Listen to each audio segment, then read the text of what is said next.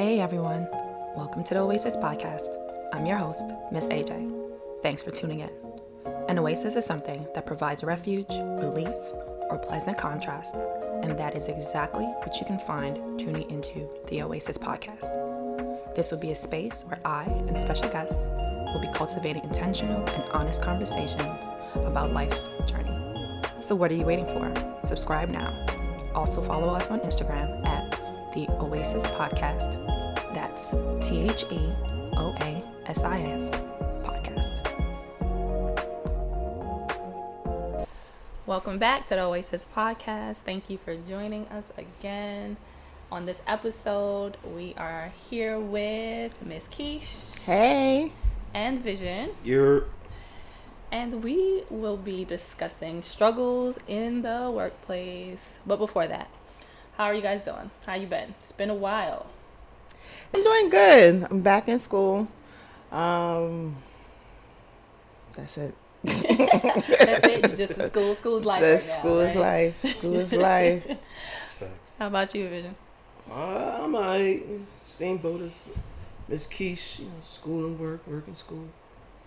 Well, I'm not in school, so just been working and living life and adulting, which is very exhausting. Well, let's just jump right in it. We had some conversation before we started recording, right? Struggles in the workplace. I think everyone can relate to this in some shape or form. And so let's just jump right in there. So let's start out by talking about what exactly we do, right? What is our job titles, responsibilities, and just give a brief description of what your work environment is.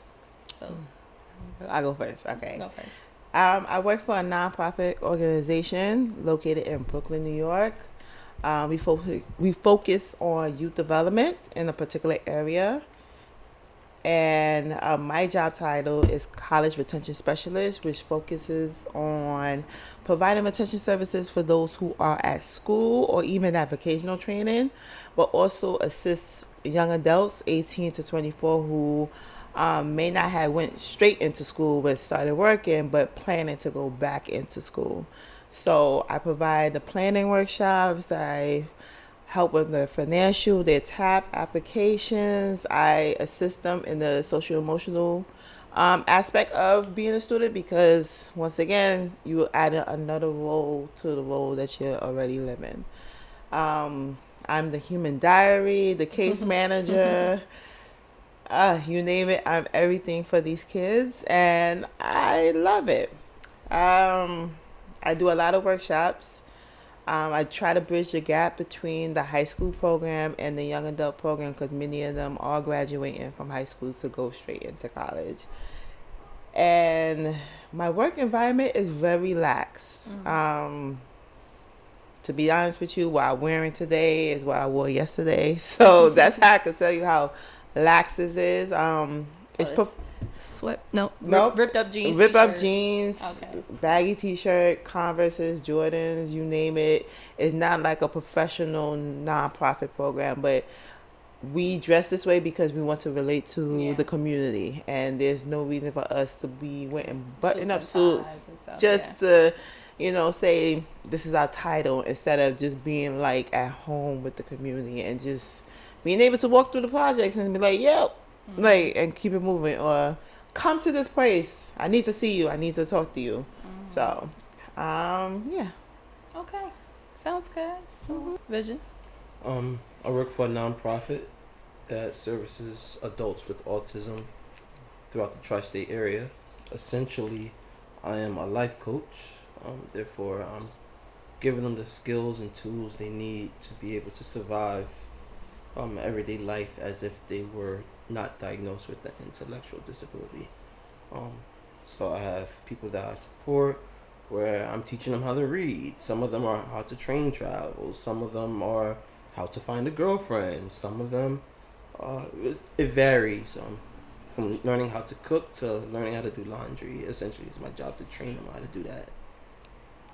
Okay. And what's your work environment? It varies. I have people that I support that require a lot of attention and maintenance, and it could be very high strung. And I have some that requiring none at all, and at least the physicality part is very low key. So it could vary depending on the day, depending on the person. It could vary. So is it mainly in the community, or is it in, someone's home? Is it in an office? That's a good question. All three. I am in the community, mostly, helping them find resources, things like that. The community and their homes mostly, especially when it comes to tutoring and learning how to read and things along those lines. Train traveling, whatever. And then I have office time that is predetermined every month. I go in, do trainings, knock out whatever paperwork I have to do, and I'm also, quote unquote, in training to become the next supervisor. So I have to spend a certain amount of hours a month at the office, managing staff and doing paperwork and things like that. Okay. Well, thank you for sharing that. Again, you sound like y'all both doing some things out here, helping the community. What about yourself? Listeners know what I do, but I'll give a refresher for some people who might be newer to the podcast. So I do mental health related work in schools.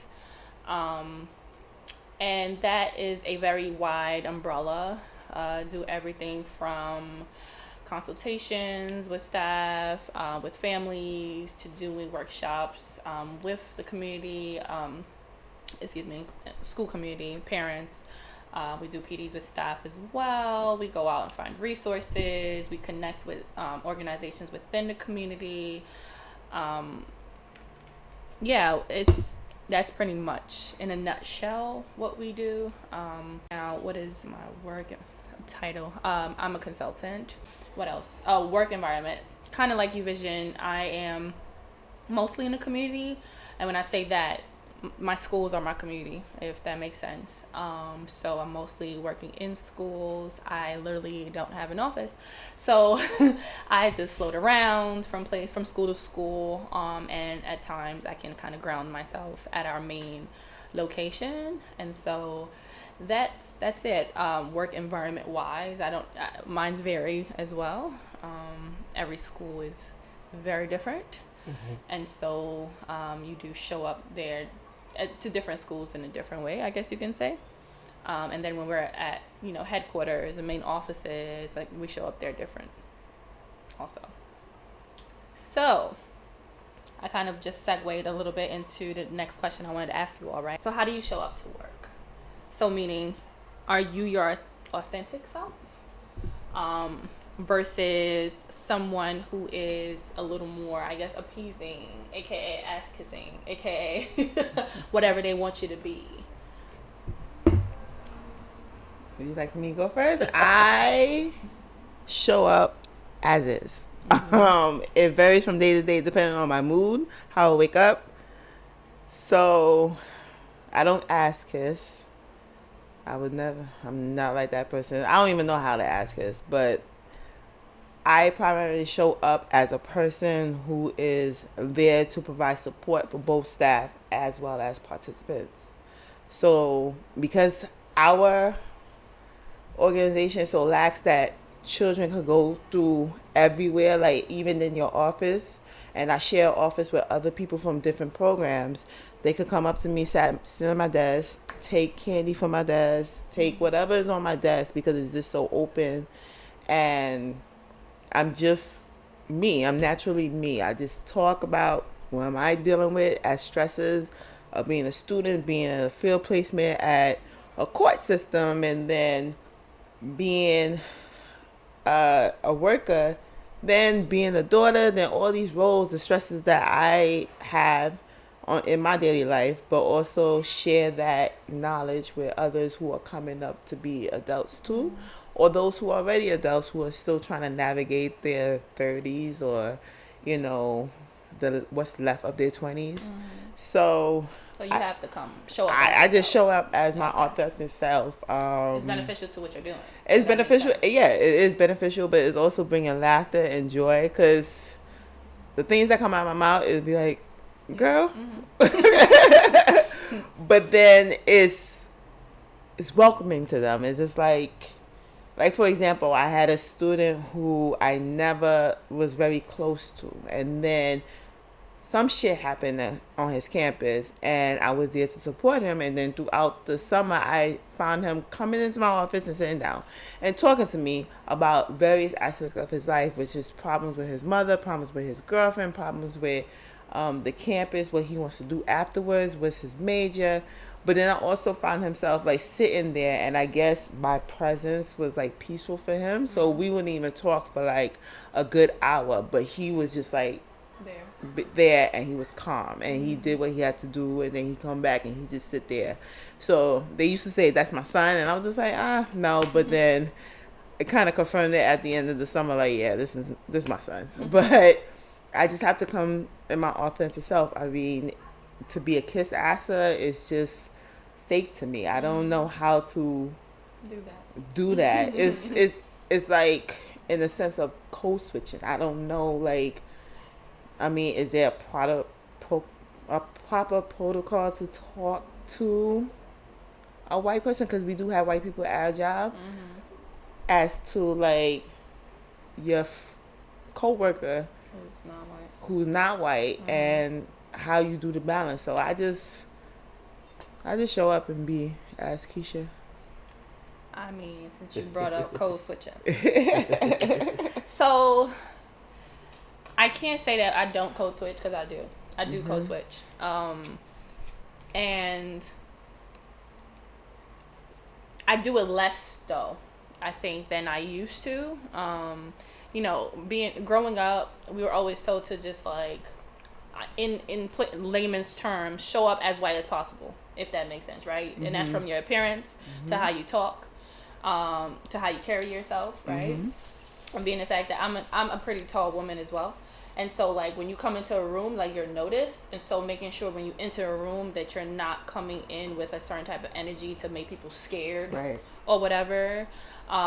So I was kind of programmed in that way. So I would come into, of course, you do your interview. You know, you do your interview voice, and you give your little white girl voice. And that's how I would kind of carry myself, depending on what the demographic of the people that I worked with. But more so now in the work that I do, and also doing some things on race and equity with my organization. Now, I show up as black as possible now, honestly, on purpose, you know what I'm saying? Like, I'm talking about head tied up, you know what I'm saying? Locks are swaying even, like whatever. I'm talking about, you know, Onks, Africa, everything, into the spaces. And now, but I do find myself sometimes in certain conversations or among certain colleagues, I feel like I have to code switch for them to, one, not be excluded from the conversation, if that makes sense. Because the dialect, tones that we, you know, just how we're conversing, they wouldn't understand. So I feel like I do that for their inclusion, not to like, not to make myself you know, like, if that makes sense. That makes sense. As opposed to before trying to make myself more make them comfortable. No, I don't know how to explain it. No, yeah, you explain it correctly. It's like making them more comfortable in the being in the space that you are in, especially since the times that we live in is very dicey. So it's like one thing they could say that could kind of make us switch to be like, bitch, what? And for me, I feel like in those spaces I can't do it because code switching is like losing my authentic self. No, I hear and you. then there's that identity and everything. But it's like I understand where you coming from, as it's like trying to include them but not exclude yourself. But for me, there's no balance. So for like the team that I work on, like, we are pretty multicultural. We are like have different backgrounds, and it's like for the most part we all sync up. But and so what I say is, so when we all could be sitting down doing random things, but then we'll have like a conversation, right? And so for example, like you and I could be talking and be like, yo, the weekend was litty. Like, you know what I'm saying? Doing all that stuff. And then I'll have a colleague who is comfortable enough to talk to us and be like, oh, you know, what did you guys do? And then they would understand. They'd be like, litty. Like, they don't understand what litty is. So we'd be like, oh, so we had a wonderful weekend. You know, like, and so we have to like break it down to them in that way, and to be like, oh, Liddy means that. You know, for them to like understand. But outside of that, I feel like I said, I show up as black as possible, as authentic as I can be, and that's with the faces and all that, tones of voice. I do bring all that with me as well. Yeah, Vision. I would almost, I suppose I want to question why would you code switch, especially around your coworkers, be it that you guys are working in inner city schools with youth who generally speak the same lingo as you do.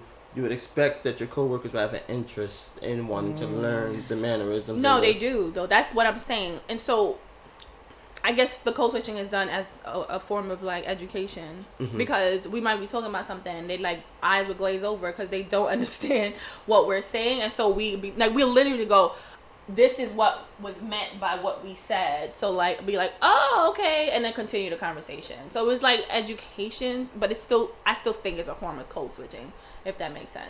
No, that makes sense. My question is, the coworkers that you work with, are they aware of their privilege? Oh, yes. Yeah. So they talk about it all that. Okay, good. Because it's the same thing that at our job we now doing the transitioning, where so we do talk about race and equity, and I was part of the racial equity team, and we had to talk about the differences in salary. Like we had that difficult conversation of like, I'm the most like, so I'm not trying to like gloat or anything, but like I am like the most qualified or like the most educated out of the whole organization. So it's like, okay, if I'm so qualified and I'm all this and I have all these experience and background and partnerships and everything, why am I making less than the person who does not have the qualifications and stuff like that, and they are white? So we have those conversations, and I have noticed like, so our organization is run by the board. I don't know who is on the board, and that's the question of like, why there's no one from the community on that board. That's one thing. Like you opted to be on the board, but you live in, let's say, Clinton Hill and those nice apartments. So you, no idea, so you don't know what's going on. You're not walking through the NYCHA houses. You're not you're not like supporting them or like doing requests to help them pay their rent or help them like get the mold or the asthma away. But it's like for me, like those institutional structures, it's very difficult. But then it's also like, but why should I? You shouldn't diffuse, have to. like in the sense, because my supervisor was like, sometimes you have to learn how to talk to people who is from a different race in a manner. I'm like, why should I diffuse who I am to accommodate? And what's funny is that I'll give that courtesy to my colleagues that I work with closely. You're so nice, right? Because we work closely, and then they make efforts to understand, right? But when I meet with, because of the role that I have in the race and equity work that I do, I meet with leadership, and I lay it on them. Like and it's either I'm gonna be quiet or you're gonna get the full like, this is what it is. I guess that's the problem with me. I don't know how to balance. Like we have leadership that are white. There's 3 white people at the head of the table, and everybody else is working or black. So we looking at them like, y'all making all this money, but we're doing the brunt of y'all work, and y'all just reporting it back to the board so the board could either find some other resources to funnel in our organization, or like say, okay, this is how we want to structure. How you want to structure something if you've never been at the organization for a full day to see how it is? You're not dealing with 2 young adults who had beef from a long time ago reuniting that beef because they're trying to find a job at your facility. You're not dealing with a kid who lost their best friend. You're not dealing with a kid who lost their mother from a murder. You're not dealing with that. We're dealing with that. So as somebody who once was on a board of directors, and just to answer that, for somebody who once was on a board of directors, and someone who had to take orders like right up under the board of directors, I can answer that question is because when board of directors and board members are donating their money, they want to see how their money is being spent and how it's being provided, how the service is being provided. And if they don't feel that their money is being allocated properly, they are going to, I guess, withdraw whatever services, whatever case may be. So if I'm giving you $100, I want to see the $100 spent and being used the way how I want it used. And that could go many ways. That could go for exactly, like, literally how you spend it, but that could also be the people you hire and how they interact with whatever program that I'm servicing. When I was a board member of said board that I was on, I was lucky that majority of the members of that board were African American, Afro Caribbean, Latino, Afro Latino.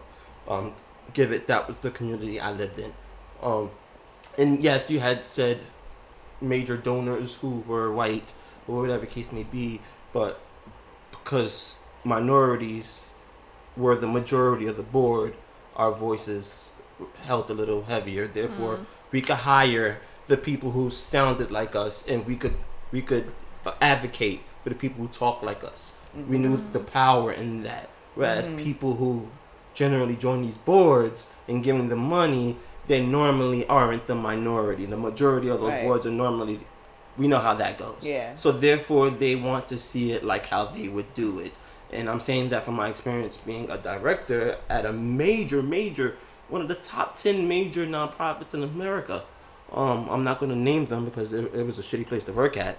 But nonetheless, as a director, I had to take information from board members, and as a black man in the South who was 6'4" with dreadlocks, and have white directors telling me that my button down and Clark's was not professional, or things along those lines. So they wanted me to dress like them. Therefore, I had to wear a staff shirt every day, when the person who was immediately under me didn't have to. But he was white with a beard and I was black with dreadlocks. Therefore, I don't look like I work here.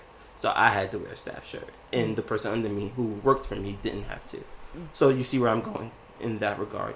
But with my current job, my experience is a little bit different from the two of you, because presentation matters, because I am in their homes as well as in their communities. So if I'm working in a Jewish community with a client who's Jewish, as a tall black man with dreadlocks, I stick out. Wow. So now I have to present myself as quote unquote the safe black man. Therefore, when I'm entering your apartment complex, your security guard isn't stopping me saying, "What are you doing here?" Right. I have to be able to code switch when I'm talking to security guards and parents, so that way I can actually get inside the home, so parents feel safe with me inside their home. But as well as security is a big thing, especially when you're dealing with people with money. When I'm walking into these $1 million homes and I got to talk to the doorman, I have to be able to advocate for myself in a way that they understand and they don't feel threatened. Now, the privilege of that is, once I'm there, it's a wrap. I'm black as ever. Once I get cool with the parents, it's like, you Jewish? Nope. You Muslim? Nope. You Christian? Nope. I practice the African religion. Y'all call it voodoo. Y'all call it this. And it's cool, because that's something I wouldn't be able to say once I'm in the doors. But now I'm in the doors and I built that trust, I could be as black as I want to. And in regards to the office space, I have a really reckless smile. That's just me. And my bosses know it and they cool with it. My highest boss is an Italian lady from Red Hook. So, she got the reckless mouth. I got a Caribbean woman who's a boss, reckless mouth, and it's just the New York way. So we're able to be that and be our authentic selves within the office. Now, once our CEO pops in, turn down the Jay-Z and put on some Frank Sinatra. But when he's gone, you could turn DMX on now. So my nonprofit organization is in Red Hook. So my question to you, as a former board member, were you a regular participant? Not participant. Did you participate or spend the day at the organization that you were a board member at? So yes. So I was privy enough to be able to be in high school, an employee, a part-time employee of the company, and be a board member. Because I've done so much with that job, they value the input of the younger up-and-comers in the company. Therefore, I was allotted the space on that board.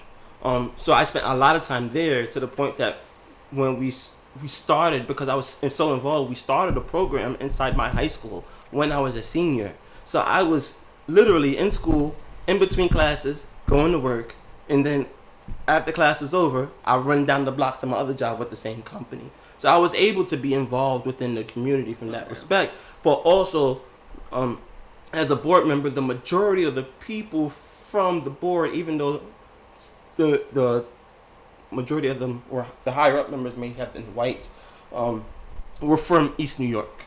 Now, they might have been old white people from East New York, like grew up in the 60s and 70s in East New York, 80s in East New York, when there were, still a lot of white people there, but they were familiar from the neighborhood, so it worked out in its best interest. We were familiar with the neighborhood, we could all get along and agree with that. But in my other experience, where I worked for people under the board, when I was under the board as a director, I've seen where people who don't live in the vicinity of, when I worked in Charlottesville, Virginia, people who lived outside of Charlottesville, who had millions and millions and millions of dollars, I saw that they did not understand or didn't know how to interact correctly with the neighborhood. So yes, I've seen and experienced both. And the best way I dealt with it was, I'm here. Yeah. They could fight you as much as you want on how you're spending funds and how you're doing this and how you're doing that. But Jay-Z once said, men lie, women lie, numbers don't. So when you bring results and the results is right, what can you do? I was telling AJ a couple weeks ago, I spent a couple $1,000s on technology, robotics supplies, and I was crucified. They almost fired me for spending the amount of money I did. But then tons of kids joined the program, and the program was so successful that the next club over decided they wanted to do it too. And then the numbers bore results. Like, I spent it brought in results and brought in more money in the long run. So they had to bite the bullet on that. So as long as you're being fruitful in whatever you're doing, Right. That's usually what it boils down to, right? The money. Dollar right? signs. Mm-hmm. And that tends to be how they. It makes sense, but at the same time, it's unfortunate. But that tends to be how they hire people, right? Right. Based on what you can bring to them, and what you can bring to whatever area that you're in, whatever field that you're in. So, I know that, of course, when we have these, this actually depends on the job, right? Right. But we tend to work in, like I say, all our work environments are different, and some of us have offices, some of us don't. In those spaces, so we have coworkers, right? So how are those dynamics for you? How do you view coworkers? And can coworkers be friends for you? Coworkers can be friends for me, and every job that I ever had, I still maintain friendships with them.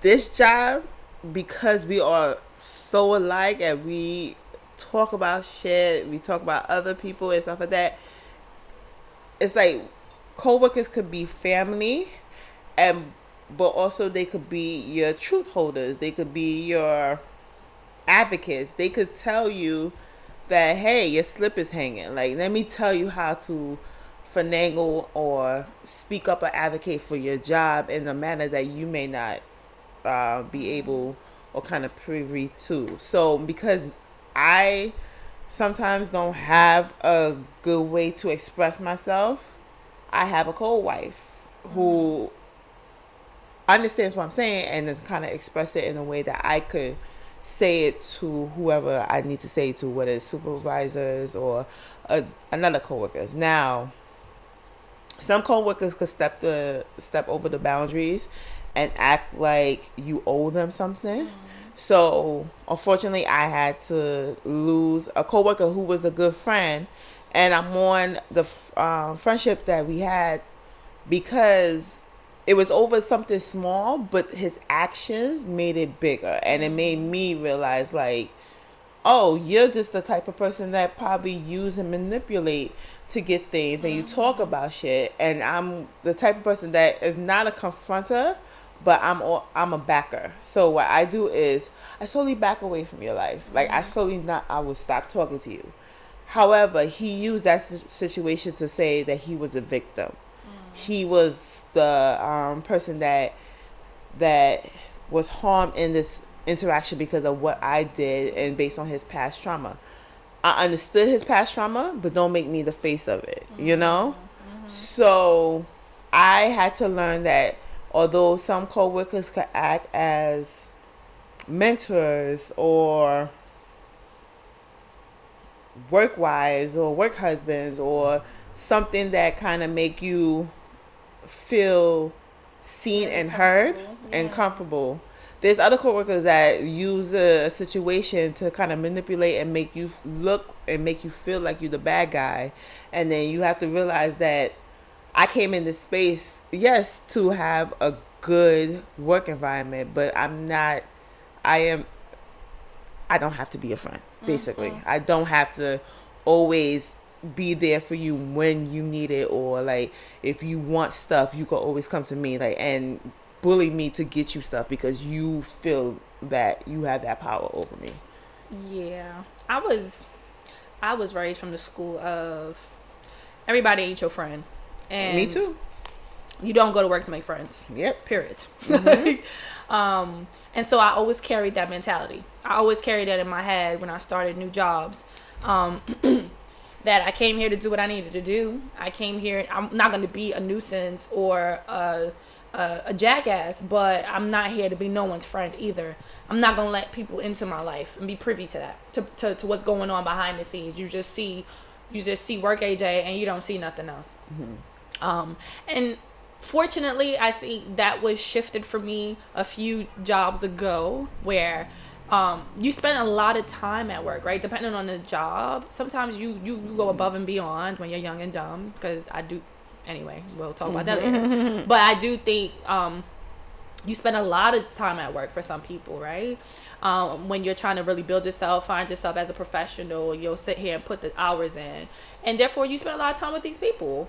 And then eventually, you're going to get off of work topics, right? You're going to start talking about life, depending, because I've done a lot of social services stuff. So you're encountering people that you're working with who are going through things, and you are empathetic, and then you got to start talking, and then things like that develop, and you start realizing, oh, wow, we have a lot of common outside of the workplace. And I say, fortunately for me, I've encountered this, again, happened not because I wanted to. I didn't go into the workspace thinking we're going to be friends, but I was able to meet really wonderful people who were coworkers who became friends. Now, my definition of what a coworker turning into a friend is very different. Me chatting with you about life doesn't make you my friend. That's how I feel. However, if I've invited you to my home, you are my friend. My personal space, my family. Period. Correct, right? You've met people who are dear to me, who are family members or who are partners or whatever. Now we are friends, right? It's not just we are both upset at our boyfriends and we're like venting. No, you still my coworker, sis. Like, we're not friends. Right? Oh, we go to grab a drink even after work for happy hour. We're still not friends. We can talk. We cool though. We cool. I got you, but we're not friends. But I've been fortunate, I think, for the few jobs that I've had, I would say my mid-20s, I guess you can say, I still carry those people with me that, we've been to each other's baby showers. Well, I ain't got no kids, but I've been to their baby showers, their kids' parties, and met their husbands and their partners and their family members, and just go out to just hang out. Like, yes. Like I've been fortunate enough, and including in this work environment that I have, every coworker is not my friend though, but we do ride for each other. But there's a handful of people that I know that I'll put you in the corner. Yeah, like if I need you, I don't even have to ask. Like they got me. They jump to help before I even ask for that, and that's much appreciated. And I think I'm still not going into workspaces with that mindset we're gonna be friends. I'm not doing that. But if we gravitate to each other, and things are proven, like that trust is built, I would say yes, coworkers can be friends, but I don't go into the environment because it gets messy, and I've seen that joint get messy. Yeah. I haven't experienced it being messy. No, as a supervisor, I experienced people I supervise go through some nonsense. Like, I've seen that, and like it became a whole thing that completely changed our work environment and how they work, because they were supposed to work together, and then now I had to separate them and make sure. It was just so much. And I've also seen other times, right, like it just was nasty, and it changed the whole feel of the office. And so this is why I don't play them games. I make very clear that I draw lines. Boundaries. Yeah, definitely, exactly. Boundaries are very important. Mm-hmm. Very, very important. How about you, Vision? I used to be very much like you, actually, AJ. Until I moved down south. And when you're in a small town, small city, the people that you end up working with are more likely to end up being your friends. Those people end up, in small towns, small cities, people grow up together. They end up being friends.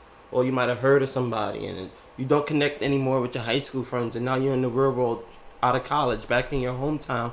Guess what? Like, the people you converse with are going to be your coworkers. And I've learned to be more acceptable of allowing some, of course, once I feel comfortable enough to enter my life. One of my better friends, a couple of my better friends actually, maybe 2 or 3 of my better friends are still down in Virginia, and they all were co-workers.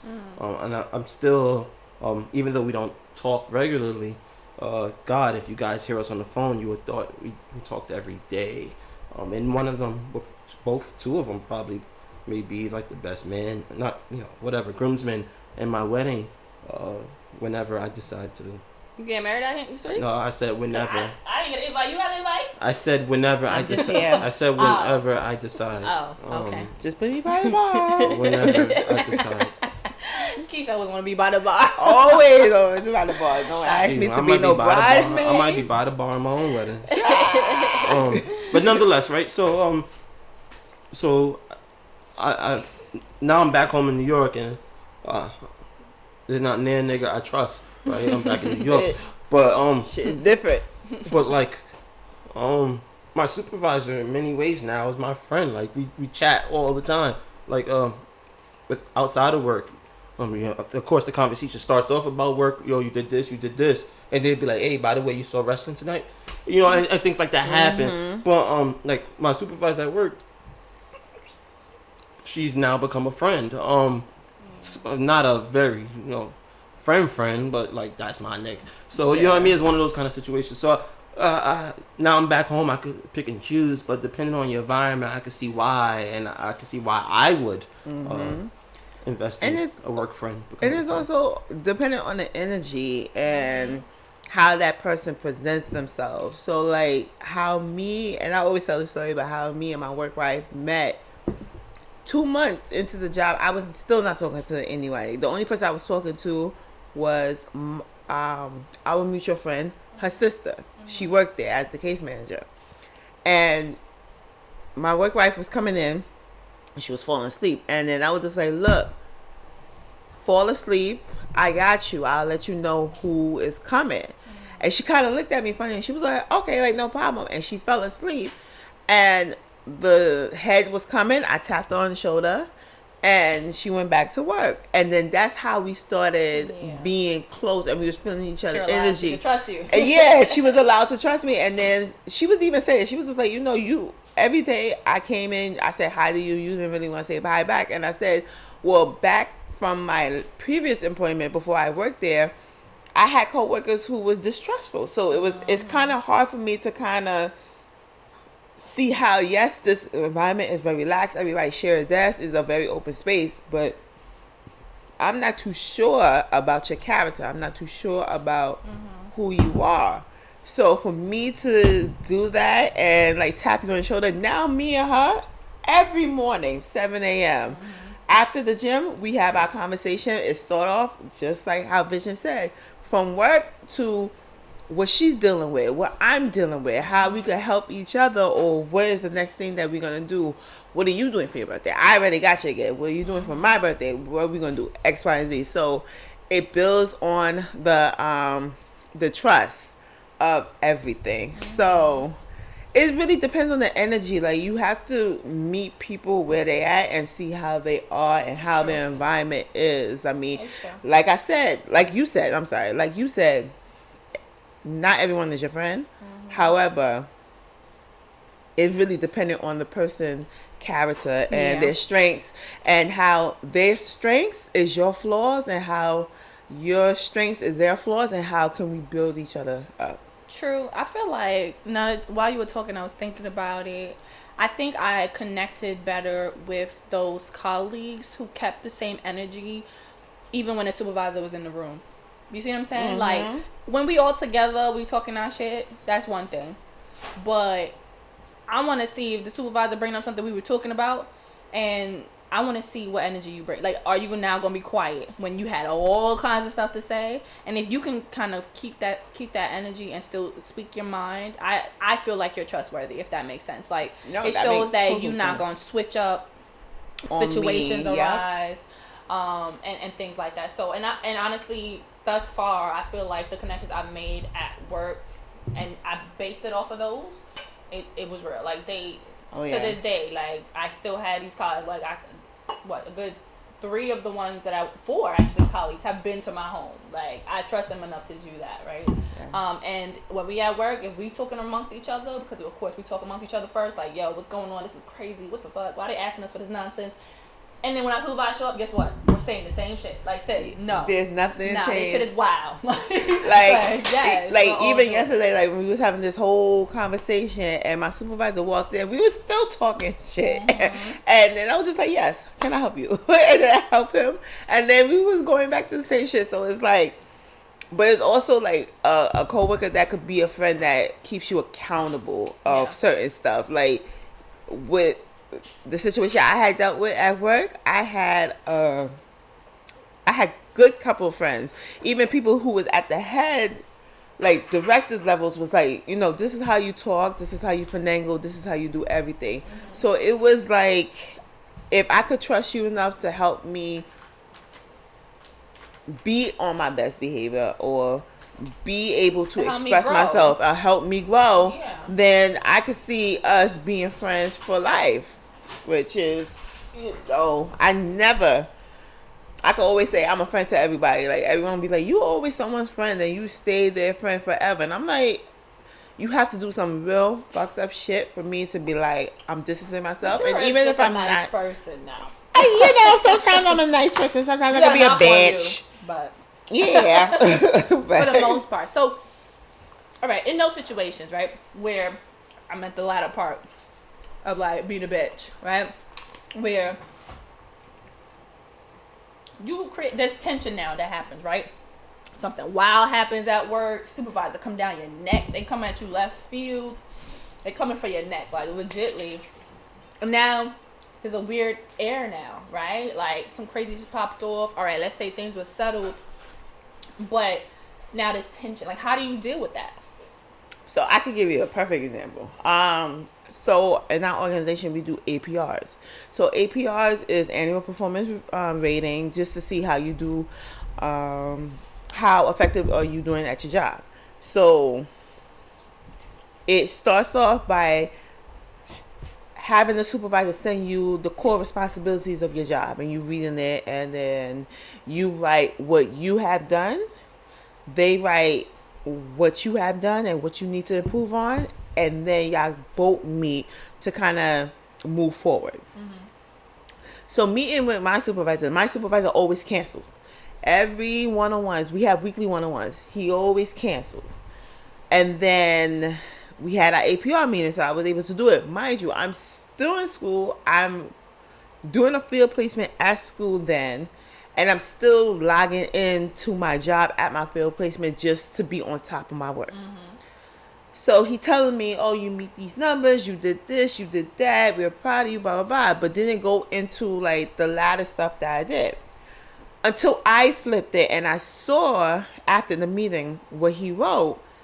And I cried over the weekend because it was like, we have weekly supervisions. If you said if I'm lacking some way, or like if you said a superior saw me goofing off, in our supervision, you should be able to say, you know what, Keisha, someone came up to me and said X, Y, Z, A, B, C. You're not doing that. So I demanded a meeting, and I talked to him, and I basically said, you don't support me in anything and everything I do. Which you, is what a supervisor's supposed to do. You don't do nothing. You're not even telling me what I'm doing wrong at my job because you always upstairs. When you leave, I'm here until 8 o'clock, 9 o'clock at night to start this thing all over again. You don't support me. And we had a big falling out. Like, I wrote back on the APR, like, I have a supervisor who is ill-equipped to support me in any manner in regards to emergencies or dealing with YAs, etc. And because the APR is how it is like it's based on raise. Yeah. So this was this weird air, like, okay, are you going to give me a raise or not? I got a 1.5 raise out of the, I think, 3 or 5 range. And it was a weird air between us because I told him how I felt. Like, I was suppressing it, and I just lashed out at him. And many of my coworkers was like, you have to understand that you have a presence about you, whether it's nice or whatever. Like, you tell people what's on your mind, but you also suppress it because you don't want to seem like you step over the boundaries. So it's tension in the air, and you allow that tension to grow, but you have to also finesse it in a way to help you grow as a productive worker. Now, is there tension between me and my supervisor now? No. Is he still intimidated? Yes. Am I allowing that to stop me from doing my work and being effective? No. However, I did address certain things that he was doing during the summer that made me feel like I'm on the verge of quitting. So I guess he recognized that there's certain things that he been doing wrong, that he thought that how he supervised me was good in a way that he supervised other people. Right. And you can't do the same. It's not one size fits all. Not everything good for the goose is good for the gander. So he realized in his mistakes, and I realized in my mistakes, and we just kind of grow in that. Now, is there tension between coworkers? Of course. Like the coworker that no longer is my friend, there's no tension. Like, for me, I wish him well. Praise be to him.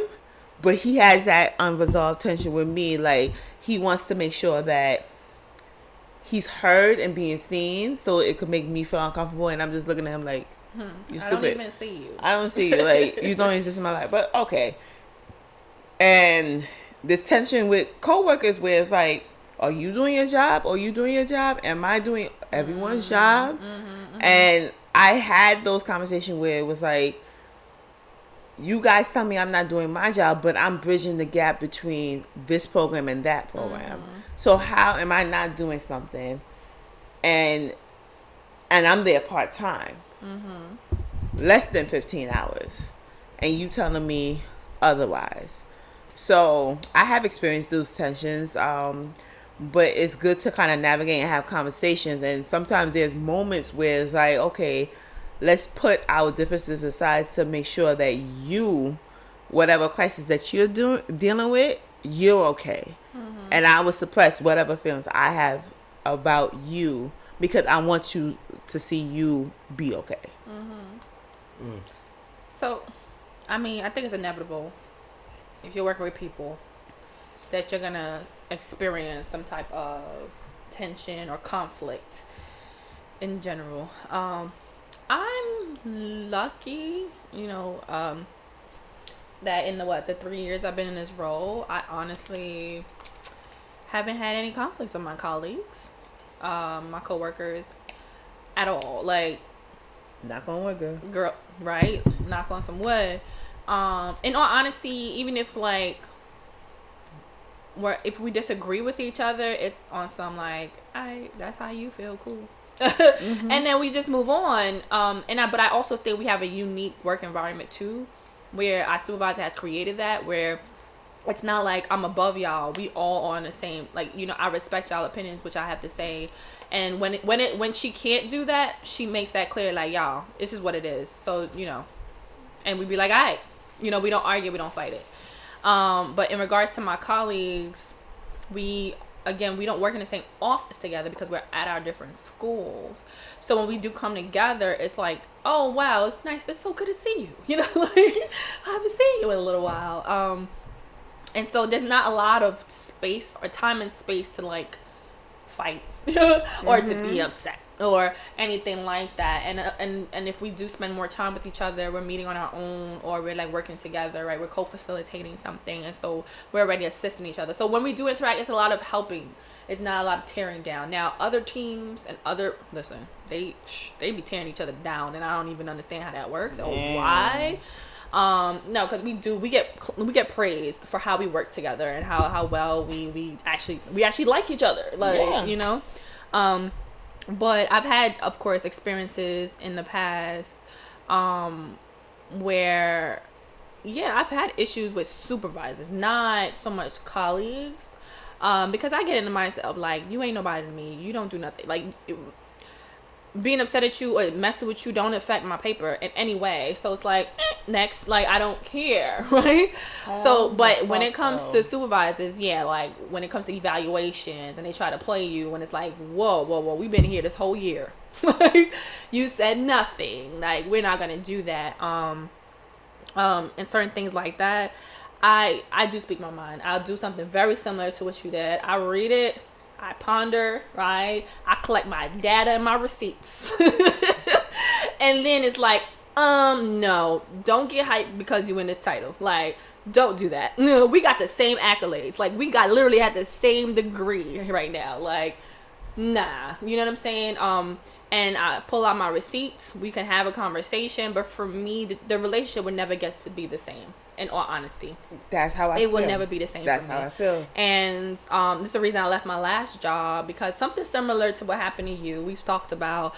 For like, again, she didn't really supervise. I think, and for me, a supervisor is someone who guides you, who helps you professionally to become better. Who it's recognize not an you overseer. Not, exactly. Who right? recognize you but not condemn you. Correct, right? And so if you see me slipping, be like, sis, you slipping. Let me help you, XYZ. Supervisor was not that individual. She was just all over the place, honestly, flustered. She was just here, there, everywhere. I had my program down pat. I was good, you know. So just, again, didn't really meet with me really for supervisions. Wasn't really giving me saying things that I need to improve on, but was giving me praise, because I was also getting praise from outside of the program. So it was very like confusing, getting evaluations saying, oh well, I think you can do better in this area. And I'm like, you know, right, you're right, I'll take that.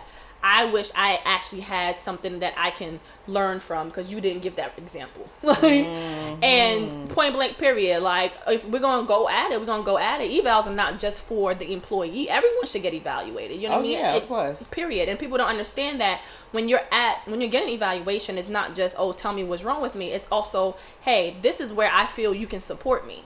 And so if you don't feel supported, let them know that this is where I need support. And so we had that discussion, but for me, it created a lot of tension. And I personally, I spend too much time at work. Okay. I don't like uncomfortable situations. All right. I don't like energy. I don't like that energy that's tense, energy that's negative, especially if I spend a lot of time at that space, especially if I care about what I'm doing, then I'm going to invest in the time. And so if that's there, I will more likely ready to like just move the hell on than to sit here and try to iron crap out.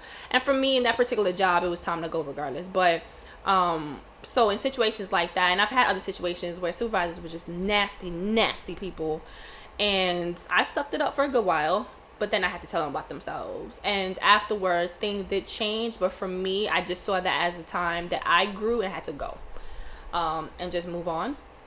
So supervisors, yes. Colleagues, not so much. I'm grateful, I guess, not having that type of situation. I mean, of course, there's people that you don't care for, right? Like I would never invite you to my home, you know. But I don't. Outside of that, I'm not gonna treat you no kind of anyway, just like I'll see you, hey girl, hey, all right, or hey boo, what's going on, and then keep it moving. But I'm not gonna create any type of anything. So I have a question. Do you feel slighted when your supervisor have a better relationship with other members on your team and not you? Hell no, I don't care. No, literally, I don't. Like, as long as, I mean, honestly, as long as I get credit for what I'm doing, meaning no one else is getting credit for the shit I'm doing, right? Not so much as like, oh, every time you got to point out something good I did, give me a happy face sticker. No, that's not what I mean. But as long as no one else is getting credit for something I actually did, which is also something that my team members were very good at. Be like, oh, if our supervisor thinks someone did something, we'd be like, no. This is such and such's work. I just used it. We're very good at giving each other credit. And my supervisor is very good at acknowledging each of us for our strengths, which I like. I've been blessed in this regard for that as well. I don't care. Like my supervisor, again, she's from the Caribbean, right? A majority of us are, but again, we have some white colleagues as well. Latino, no, I'm not sure. No Latinos that I know of. But a majority of us, we come from, even though we're people of color, there's Asian, there's white, there's from the Caribbean, there's American, like we come from different backgrounds, and so she has different relationships with all of us, right? And some of them, they come from the same, if you come from the same country, right, you bond a little bit different because you guys can talk about back home and all that stuff. I don't come from there, so it's cool. Like, okay, you guys can talk about the foods and stuff. That's not where I'm gonna connect with you, right? And I'm okay with that. And we all have our different connection with each other for different things. So I don't get jealous on that. And honestly, the less you see me, the happier I am. That's cool, sis. Like, don't come for me for nothing. like as long as, for me, if I hear no word, it's good word. Like, oh, I'm good, I'm straight, all right, and I'm good with that. I don't need to be a good word. I don't need to be chatting with you, kiki all the time type stuff. I respect my supervisors. I feel like I have a good relationship with my supervisor, but at the same time, we're not friends. Yeah. Right? And I always keep that we're not friends, because at the end of the day, I strongly believe for anybody. Yeah. If it comes between you or them, guess who they're going to choose? They're going to choose themselves. So I always remember that piece, to be honest. You've been quiet over there, Vision. What you thinking about? No, I was just letting you guys talk. You guys had a lot of information. And then you're going to say we took over the conversation. I didn't you didn't get a chance to speak. Go ahead, Vision. I didn't say that at all. Tension with coworkers. You guys want to know what men think when their women come home and talks about their situation with their coworkers. What? Out our mouths, you might hear like, "Damn, babe, that's crazy." But men, we don't care unless it becomes something where we're being competitive for a position or a dollar amount. I think I could say this for most men. We really don't care in regards to that, at least myself. So beef with coworkers, if you don't like me, you don't like me as a dude, whatever, that's nice. You don't mess up my dollar, I don't mess up your dollar, unless we trying to get the same dollar. That's a whole nother story. Most of my jobs, success has been critical for teamwork. Like, you have to work as a team in order to be critical. So I've adopted the belief that in regards to what we do professionally, we gotta get along. All the other stuff really doesn't matter in that regard. I worked on projects where we brought in millions of dollars, and it was just me and one other person, and that was cool. Like, me and him, we took care of it, and it was what it was. And granted, that person is one of my better friends, but it worked itself out. And I've been in situations where you have to literally work together for your survival, where you've been in life or death situations, and if you guys don't work together, somebody's gonna leave here dead. Yeah. Especially when I was working in the prison / mental hospital.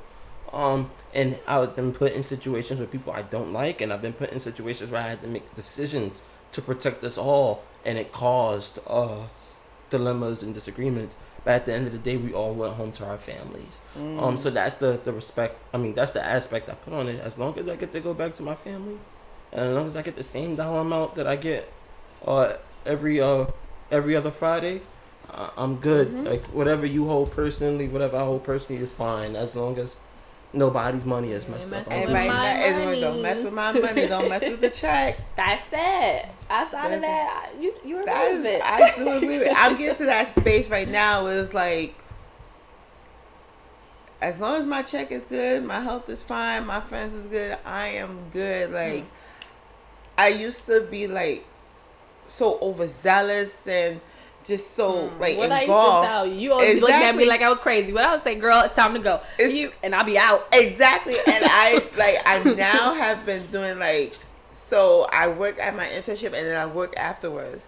And I remember having this meeting with my supervisor and he was just like, I kind of noticed that you set up your schedule where it's like, instead of staying the usual 5 to 8, you're staying until 5 to 7. Is it because you have a life and you have to go home and focus on you? And I was just like, bingo. Yeah. What? But like, I knew like the way he did it, I thought he was joking, but he was serious. Like, I guess he, like, for me, that was his sight on like, you always stay here, you always tired. And I kind of told myself, I was like, I'm not doing it no more. Nope. Like, this is my last year of school. I'm trying to do the least work possible. I don't want to be bothered. I have now not even opened my work email at my internship. If I have to, Girl, I'll go. Please. But I will be like, nope, I deal with it. And then like, I'm hearing like, oh, you missed this, you missed that, and this, That's and I'm okay. like, I was at my internship. I get off at 4 p.m. My work phone is off at 3:59. Can I don't play that. I'd like to revisit something you guys did mention earlier, though, in regards to your supervisors having relationships with coworkers. Of course, employees that aren't you. I think you guys should watch that. Why? And I think you guys should be mindful of it and not just not care. And I say that because, I guess my approach with every job I enter, I'm looking at my opportunity for growth.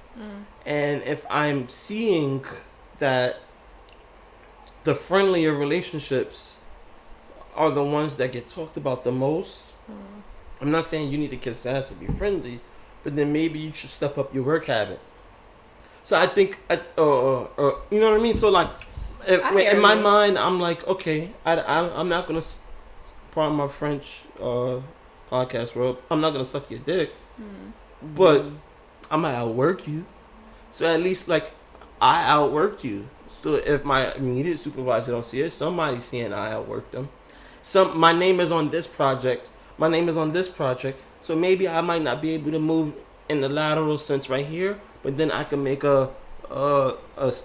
I could switch over to this department and then make a move up over here because I've outworked whatever I've done over there. So I think you should care. Because I guess from my perception, every job I get, I'm always trying to figure out what's the max position, where I can max out at, as far as professionally. So with that mind state, I'm trying to look like, all right, he might get this because he's buddy, but guess what? I'm going to get the next subtitle because I outwork you. So yeah, my job doesn't even work like that. So being cooler with the supervisor doesn't really get you anywhere because in all honesty, a supervisor doesn't really control much in honesty. So man, I hope your supervisor ain't one of your listeners. She know what it is. She tell us the same thing. Like, she know what it is. I mean, for me, again, some people move very differently. I feel like my work ethic, my work ethic and the quality of my work always speaks for itself. You may not like me from a hole in the wall. You don't like how I enter a room. You don't like my presence. You don't like whatever. But when you hear me speak, when you hear me do my work, you see that I'm about my shit. So I say that to say that even when I've had instances with my supervisors where we had disagreements or anything, or whatever the case was, the core of it, they can't say I don't do good work. And I know that will always speak for me. And so if someone else gets a position where I don't feel that they should have, I can speak to it and then I can pull out the receipts. Right? And I can be like, okay, there's no reason this person should have got this because here are my numbers. And so clearly something more is here. I gratefully haven't had that type of interaction because I didn't come from those type of work organizations where it worked in that way, if that made sense. Maybe for like a raise I had to advocate and like, you know, be like, yo, this is what I've done, boom, boom, boom, to get that. This current position, it doesn't really work like that. But I've had, like I said, my supervisor could be kikiing about the homeland with this person, but then when like where positions within our program come up for supervisory positions or to step up, she's hitting me up. Mm-hmm. She's like, yo, you need to apply for this.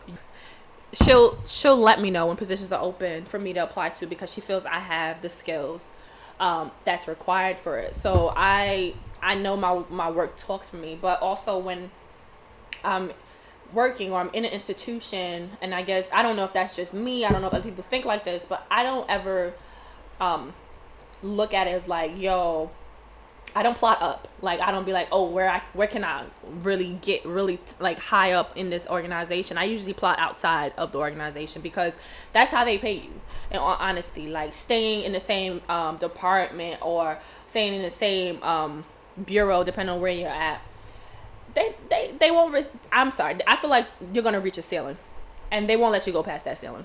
In all honesty, but if you move around, they gonna pay you. They want you, they will pay you. And that's usually how I maneuver myself professionally. So yeah, that's the kind of how I angle it. But I definitely understand where you're coming from in regards to that. But so, you know, you both know how I can be, right? I tie everything to mental health, right? Mm-hmm. Because that shit's important. Mm-hmm. So jobs can be stressful as fuck, right? Mm-hmm. Like super stressful. I've been there where, just like what you said, Miss Keesh, like I would be on vacation checking my work phone or trying to like still might even bring work with me, like, because I know when I get back, I don't want to have this crap piled up. I don't want to be outside of the loop and whatever. That was before. Like I personally made a vow with myself. One, when I was looking for a new job, that I set out my intentions. I prayed on it. I meditated on it. That this job would not be a job that I have to take home with me. It's not a job, and I mean that mentally and actually, right? And that I would have a good work environment, good colleagues, and so far I've checked most of the boxes. However, the job is still freaking annoying, right? Because I think outside of working for your damn self, I think everything's annoying, right? Yeah. But checking in regards to, do you guys check in with how a job is affecting your mental? Like, is it healthy for you? Do you look at, is a job healthy for you? And do you have that marker when enough is enough? So because of the APR, I had to learn certain things, like certain boundaries, and checking in with myself. Like I said, like, because I have so much on my plate, because I'm a student and I receive grants and I have to oblige by the grants and do research, etc. It was very taxing on me, and because of the APR and what it has done to me, I had to switch everything up, because I didn't notice how my overzealous of trying to be the model employee was fucking me up and tripping me up emotionally and spiritually and mentally. So because of the APR, and I thank God for the APR, because the APR kind of really put everything in perspective. Like at other places, like I'm logging into my work email just to make sure I'm in the loop and making sure everything is done, for not to be appreciated and just to be condemned for certain things. Like, yeah, I could have a tough way of speaking to people, but that's been done on me, so I shouldn't feel like I have to sugarcoat shit to appease certain people or kind of tailor my language to appease certain people. So yeah, like I had to learn the hard way, and just now I've been tapping out in the sense of I'm focusing on me, what I got going on, and what, like I said, my schedule on certain days that I'm part-time is from 5 to 7, and once 7 o'clock hit, I gotta go. Like, don't talk to me. I logged out. Send an email, send me a text, whatever, and I focus on me. Like, if I'm trying to lose the additional 10 or 15 or 20 or even 40 pounds, I gotta go to the gym at night. That is my way of dealing with all the stress, the anxiety, the emotions, the turmoil, the challenges, also the successes onto the weights or the treadmill. So I have learned to tap out. I have now is more of, Keisha, this is your last year of school. Fuck everybody. You got 2 hours of work. Whatever you could do in that 2 hours of work, kudos to you. Leave. Not be out. It is not the end of the world. People need to understand that when you have a job, it could really be impactful in your life. Like, it makes you feel like, one, you're doubtful of the skills that you possess. Two, you're doubtful of yourself because you can't present in the manner that your coworker probably could present. And three, like, you feel like everybody is moving up and, in a sense, being supervisor or being supervising people, and you're just holding down the fort for yourself. And sometimes that shit hurts, but then you just gotta realize at the end of the tunnel there's a light, and that light will guide you to your next journey. This is only temporary. Your next journey is I would say, the stage of what you have learned now to showcase at that. So, Miss Keesh, because we known each other quite some time, has my motto not been fuck these jobs? Exactly. and I'm like, and it took me, and I think it took you this long to actually be like, no, girl, I work at that nonprofit for 2 years, and I was busting my ass while I was in school. And it took this one APR from a supervisor who came from being a coworker to now being a supervisor, who said, told his experience to be like, fuck this job. Like, I'm clocking out. Like, and it's so funny. Like, my transition has been like quick, to the point where I'm offering advice to my coworker who yesterday they fucked up her check, and she was just like, I'm not coming to work. And I said, look, you have every right I validate your feelings. You have you set the stage for someone who takes your job to like live upon. However, focus on you. I've been telling you this for years now. Focus on you. Focus on that business that you want to make. Focus on what you want to do for your community. Focus on whether you want to go back to school or you want to just get a certificate. Focus on you, because you have given so much to this job that you can't. You forgetting yourself in the process. So for me, all the time. You told me all the time, and it took this APR, and after the summer, it was just like, fuck this job. 9 to 5, I'm gone. Like, leave me alone. You are replaceable. You and know? It doesn't matter if it's not your own business. It's not, like, you are replaceable. And these jobs will replace you. So you can give your blood, sweat, and tears. You can be, the hours can be 9 to 5 and you working 9 to 9. Yeah, They still would say you're not doing enough. Because I've been here before, too, where I literally would work 12 hours. And tired. Exhausted.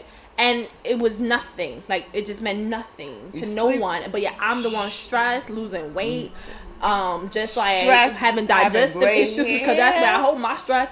It was just so much, and they gave no food. damn. Like, they didn't care. All that. And I adopted that mindset of, look, what am I here? What hours am I need to be here? That's what you're gonna get from me. Not a minute more, right? I'm giving you, not to say that I'm giving you shitty work while I'm there. You're gonna get quality, because that's what I do if my name is attached to it. Yep. However, I'm not giving you more than what is required of me. Period. Because I am more important, and what that means is the time that I am away from work, I can be working on myself. Exactly. And whether that's laying down on the couch, that is my self-care. Yep. Okay. Whether that's taking a run, whether that's taking a walk to burn off some calories, whether that's going to the gym, right? Whether that's working out, whether that's making a meal, like that, I deserve that. But most importantly, it's so that I can focus on what my next steps are, because I will not be at this job forever. You will not have a forever worker, right? Like, if I don't see my worth moving up, and if I don't see my worth, if I'm not being appreciated, and I don't see acknowledged, and I don't see that I have a path upwards, then I'm going to plan out. period. I'm going to find where my next move is, whether it's in the organization or whatever it is I'm doing on my own. And I'm out. And so my mental health always comes first now. My mental health always comes first. I start to feel stressed. You know what I do now? I take a step back. I don't dive in further, which is something I used to do when I was younger. Nope. I take a step back and then I evaluate what's really going on. I figure it out. If it is the job, then I figure out what's about the job is messing me up. If it's my personal, what about my personal? But I always make sure I am good. Like, even if the job is annoying at that moment, it's high stress, high strung. I do what I only focus what I have control over, and let the rest go. Right. And that's just that. I'm not losing my mind for no job. I don't do that. No more. It has been quite some time that I haven't done that. I don't play them games.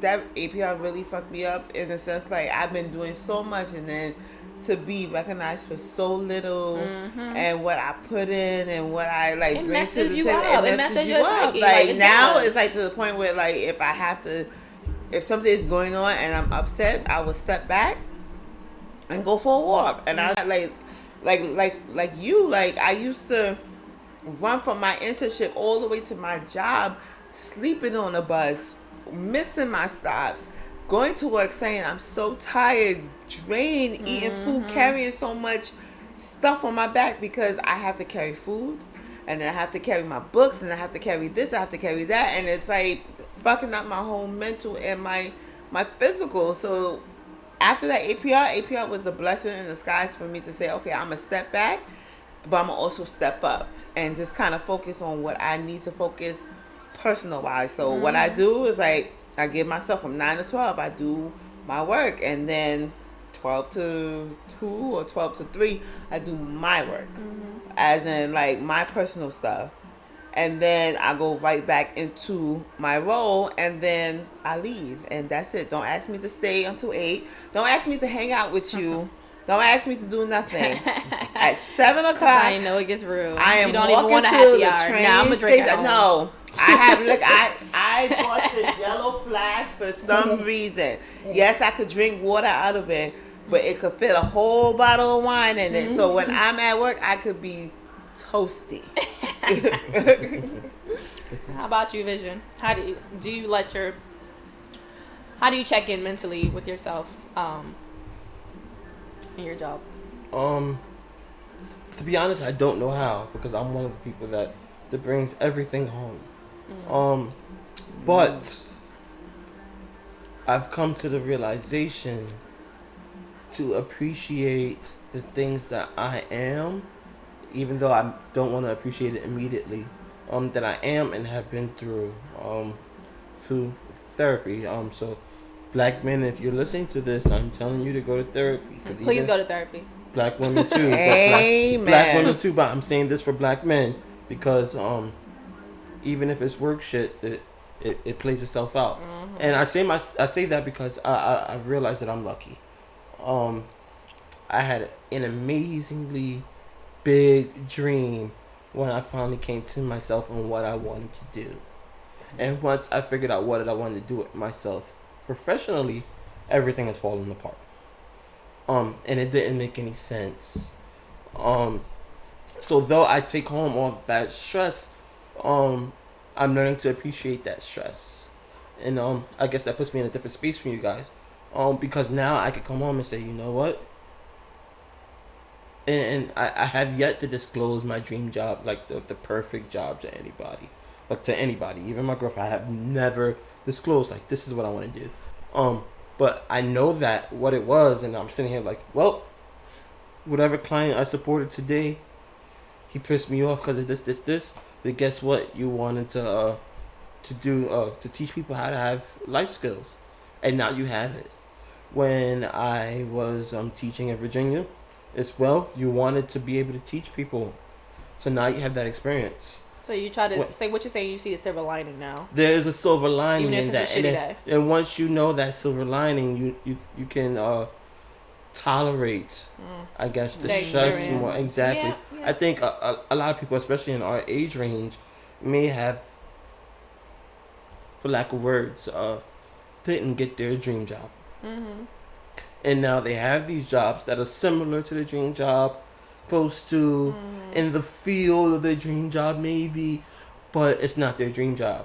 So now you have to deal with all this bullshit. Plus, it's not what you want to really be doing. And then it makes life in general a lot more stressful in that regard. But until you start applying whatever, until you start seeing where that dream job can lead you, until you figure out what that job you have now can lead you to, you're not going to really appreciate that. And then you're not going to really appreciate the growing pains that come from that.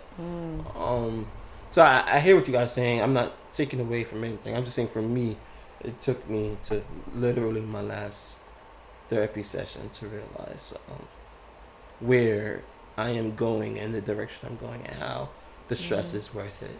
Yeah, I can understand that. I definitely agree with what you said. Definitely not doing my dream job.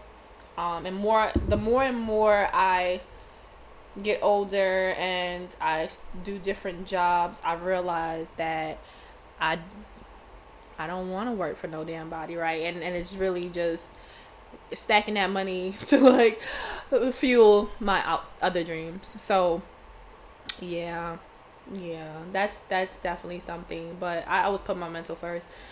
I come first before every damn thing, honestly. And be it as it may sound very selfish, but at the end of the day, if you don't take care of you, who's gonna take care of you, right? No damn body. Okay. And so I tell jobs all the time, not even jobs, and I've been bold enough to even tell my supervisor, to be honest, because again, we have that relationship. Like, I'm not busting my ass for no bullshit. Like, I'm just not doing it. You're gonna get what you get from me, and not anything more, and that's it. I'm gonna give what I can give, and that's it. I'm not going above and beyond. For those of you who worked in schools, y'all know that beast, okay? And they will suck you dry, and I ain't with the shits. So I'm just not with it. I love my population I work with, and in essence, what I do, I feel it is important, but it's not more important than me. Yeah. Period. Yeah. So since you brought that up, Vision, I guess we can end off with talking about describe your ideal title, describe your ideal job and work environment or responsibility, like whatever it is ideal for you, and how are you making that happen? My ideal work environment. So if I could come in with sweatshirts and compression tights and sneakers, that is my ideal work environment. My job is a real good example of an ideal work environment, regardless of the politics that's going on. I would love to be a director and hopefully supervise people in what I do and how to hopefully, God spare life, create a curriculum where we focus on the social emotional needs of students while helping them retain their school, retain their education, but also advocate for them in different areas of their life. Oh, same field. So you're happy with the field you're in? I'm happy with the field. I'm going to remain in the field. My work environment is the ideal place because I could just come in looking whatever. At least it's professional. Quote. But I would love to be a director. I would love to be a director. So you want to be calling the shots. And I want to be calling the shots of the program and kind of straighten the program, and then how to effectively collaborate with other programs in the community, but also in the organization itself. And just, I think, set a time for whoever I supervise or even myself, an hour where we have to do mandatory therapy. And I think that's very important because we have our own issues that we kind of suffering, and sometimes we mask it doing the work. So I think it's important for us to just have that mandatory therapy time, and it could be from outside agency or somewhere where we just talk about how we feel so we could have a better productive work environment. Be embedded That's actually pretty dope. That's a nice idea, honestly. Girl, you better patent pending. patent that shit. Patent pending. Okay. How about you, Vision? Not ideally. I'm gonna take that away. I'm going to open up my own education center, and I want to specifically use the words center because I do not want it to be solely an educational campus that we're providing K through 12. I want to charter a school. I want to be able to own real estate so that way I could provide the people in my community a chance to learn a trade if you are above the age. I want to be able to have my high school students graduate with associate's degrees as well as high school diplomas upon their graduation within high school. So that way they could graduate high school with an associate's degree and a high school diploma as well as an associate's degree in said trade. So whether it's graphic design or ophthalmic dispensing or whatever the case may be, as long as they're graduating with a high school diploma and associate's degree, as well as teaching trades that's applicable throughout high school. So that way, if you decide you don't want to go to college, you can graduate your high school with a CDL or whatever the case may be. Ideally, I see myself as I don't want to say principal, because I believe that concept of being a principal in the education system is very restricted. But I know a gentleman who's a CEO of a charter school, and I love the fact that he's a CEO, because therefore he can decide what is being taught there in that school. I am looking forward to being a CEO of my own educational campus. Okay. All right then. All right. I hear some collaboration happening here. You know what I'm saying? For me, those who I've had conversations with about this, I always say I see myself not working for no damn body, right? And I have so many different ideas of what I want to do, but it mainly falls under me developing my own consultation business that it touches on. I think we all have a passion for adolescents. I'm hearing here. I love adolescents. I really, really do. But focusing on adolescents, but for me also the whole community, which again is also a common theme amongst us all. I can't say I have an actual job title because what I want to do doesn't have an actual title because I'll be working for my damn self. So I don't know what that title would actually be. But definitely educating because that's all I know and what I've been doing. And definitely educating, definitely partnering with like-minded individuals that Keesh and Vision, of course. But I also want to dabble in some other things and like similar to Vision, owning real estate to really make the vision of a lot of things that I want happen. Because it'll be mine and I can utilize it how I want to use it, right? And I can allow others to use it, right, in a way that's unrestricted.